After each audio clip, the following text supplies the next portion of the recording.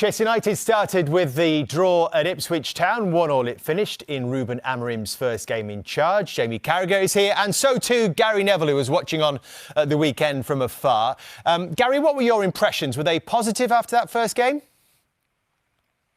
I don't know about that. I mean, I think that we were all intrigued before the game to see how it would go. I think when I saw the team sheet, I worried a little bit about the lack of pace. I think that obviously I wasn't quite sure how they were going to set up, to be honest with you, to begin with, when you looked at the actual 11. But when you saw him on the pitch, you saw Mazraoui, De Ligt and Evans as a back three and Casemiro and Eriksen in midfield.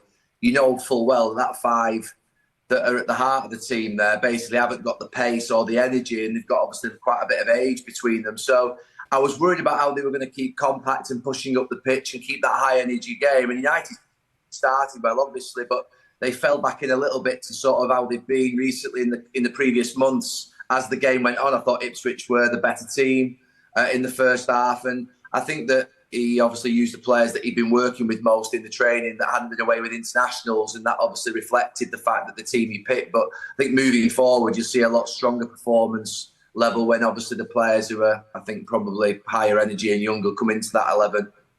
Before the manager came in, Gary, you've been speaking about Manchester United going to a back three. You think it would have helped them under Erik ten Hag. Who do you think would be the winners in the squad in terms of changing to this system? I mean, I think Luke Shaw, if he can keep fit, because I think that ideally you play sort of that left centre-back can play sort of to, can go out, that left centre-back and right centre-back have got to be able to go out and play right back and left back, I think. So obviously we saw Mazraoui do it yesterday. I think Ugarte will be a winner, not just because I think in midfield, just because he's played for him before. I think it's how you fit in the likes of Rashford, Garnacho, Bruno Fernandes. Because one thing you know with that system, you've got two wing backs, you've got a back three, and you've got a two in front. It's then that three, which obviously the two that he likes to play sort of come inside a little bit. So you're wondering about sort of Ahmad played obviously wide yesterday, but Garnacho, Rashford, Højlund, Xerxes, Fernandes, that's the conundrum of those attacking positions where I can't quite see what's going to happen. I think Mainu and Ugarte, for me, play in midfield. I think they're absolute certs. I think Luke Shaw's a certainty to play. I think he would be anyway in a back four or a back three. I think ultimately you'll end up with Yoro as the right centre-back. I think just because of that energy and that pace. So I think the winners will be the ones who I think are adaptable, who can maybe sort of, if you like, interchange from a 3 to a 4. Because when we played with the back five with Terry Venables or a back three with Glenn Hoddle, the outer full, but the outer centre backs do have to be able to go out wide. So I think the ones who are more flexible and agile are going to be the winners. He's made it very clear, Gary. I think he said it to you as well. There is only one way, and that is his new way. Is there going to be some short-term pain?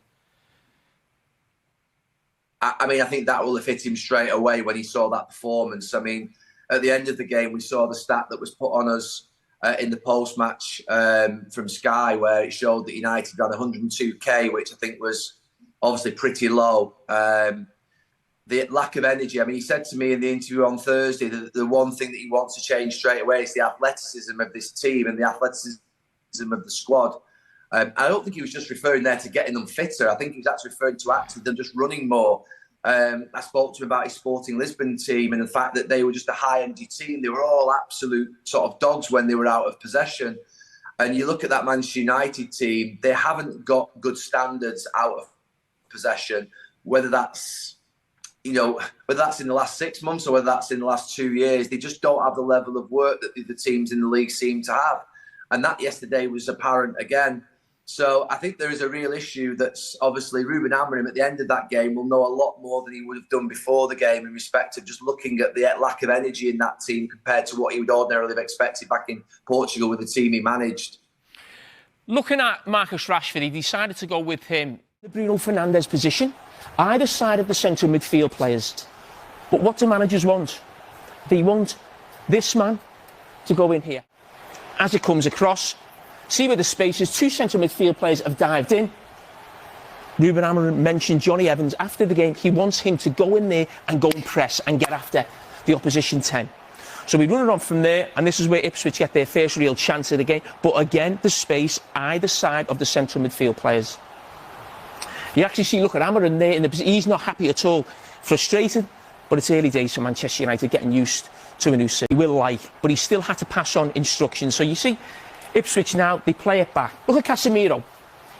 The manager wants him to lock on there, but look, he doesn't feel comfortable. He's checking over his shoulder. That's where I normally am. I'm a hold midfield player. I don't feel comfortable going higher. Look at him now. Look at him, look. He looks at the bench. Look at the manager.